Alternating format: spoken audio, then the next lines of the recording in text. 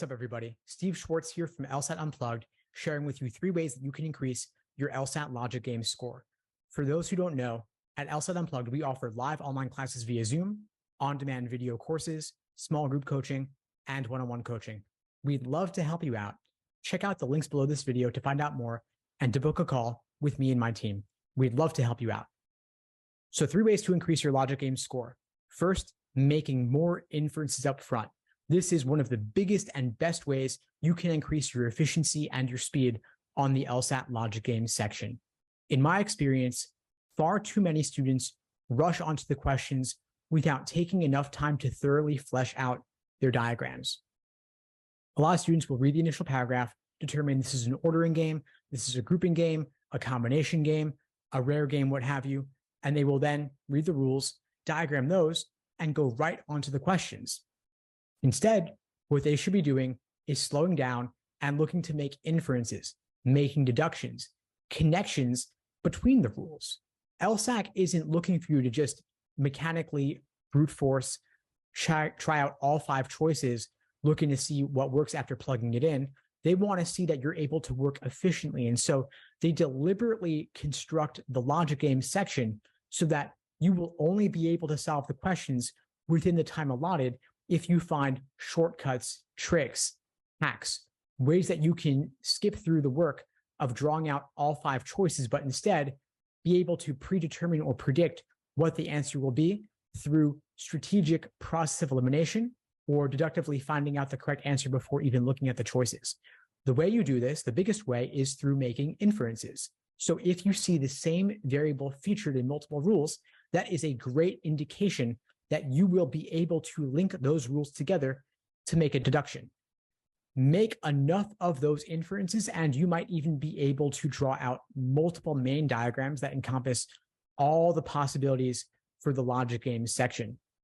In my very, very old logic games explanations on YouTube, I've done this. And of course, we do much more in our LSAT courses where we have live classes every single week, walking through logic games. We'll spend an entire hour on one game and the associated questions, talking through all the tricks and traps that LSAC lays for you and more strategic ways that you can quickly and efficiently come to the correct answers before even having to go through all 5 choices, saving you a ton of work. I've got a great team of instructors.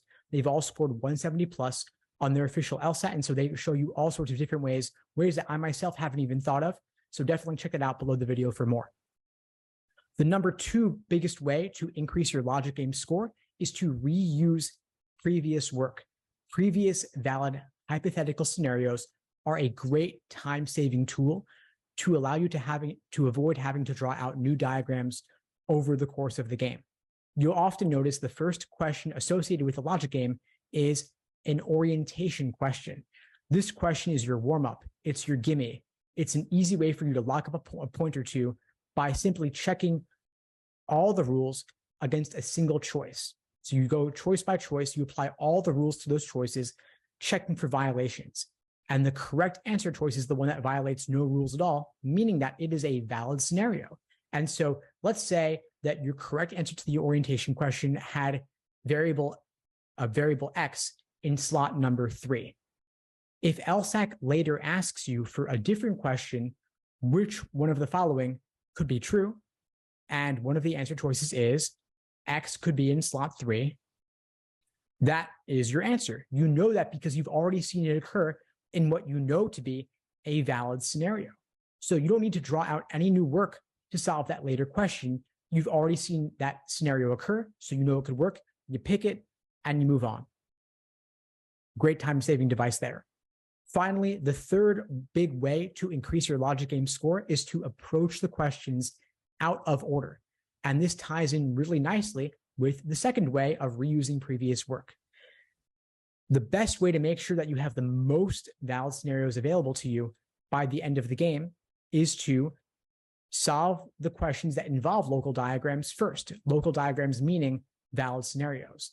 If you do all your if questions first, the questions that ask you if X is in slot 3, or if A is second, or if A is in group 1 and B is in group 2.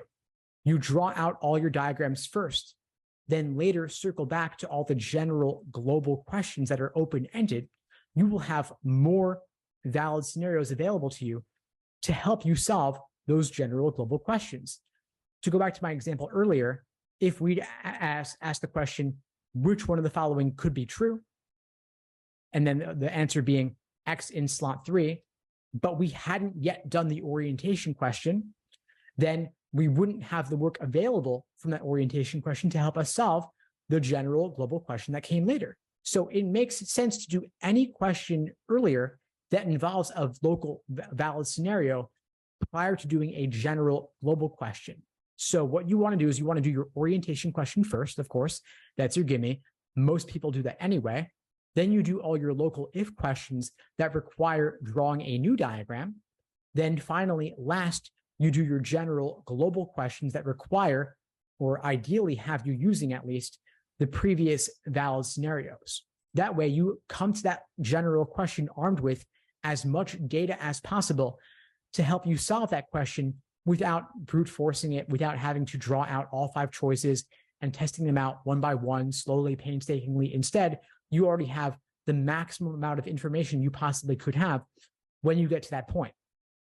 Sometimes this will involve doing a local if question that appears as question 5, and then coming back to question number 3, that is a general global question. So for me, if I'm solving a logic game, questions 1 through 5, I might do them in this order. I might do 1, 3, 5, then 2, then 4. So I'm skipping around, doing them out of order, but I'm doing them in the most efficient order that works for me by allowing me to maximize my reuse of these previous hypothetical scenarios. So again, to recap, the 3 big ways to increase your LSAT logic game score. Number 1, make inferences. Number 2, reuse previous work. And number 3, approach the questions out of order. That's all for today, folks. I hope you found this helpful. If you did, please like the video, leave a comment, and subscribe to the channel if you haven't done so already. It really helps with that YouTube algorithm, and I really do appreciate it. And again, if you're looking for help, please check out the links below to book a call with me and my team. We'd love to help you out. In the meantime, I wish you all the best and take care. Thanks for tuning into the show. Please subscribe if you haven't done so already to be notified of new episodes as I release them. And feel free to reach out if you need anything at all as you move forward with your prep. I'm happy to help however I can. In the meantime, I wish you all the best and take care.